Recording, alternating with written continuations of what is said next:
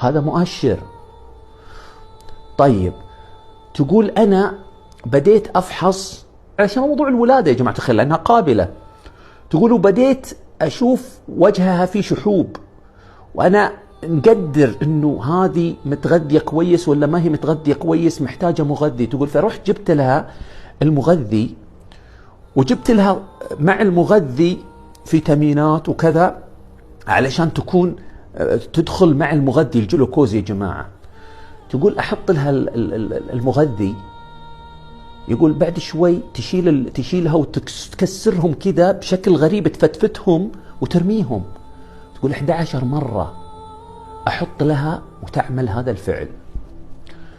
الشيء العجيب أيضا أنها تطلب ماء. تقول أجيب لها الماء، أجيب لها الجالون 2 لتر. تقول في ربع ساعة تشرب الجالون، في ربع ساعة تشرب كل الجالون، ثم تبغى جالون ثاني. ثم احتاجت دورة المياه وقالت لها عندي في العيادة هنا شوفي دورة المياه هنا تفضلي. قالت لا ما أبغى دورة المياه حقت العيادة، أبغى دورة المياه حقت بيتك.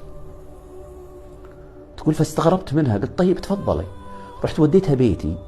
تقول دخلت دورة المياه عندي وبعدين طلعت وكان معها تسريب، تقول وسخت لي البيت كله. وبعدين رجعت لنفس المكان.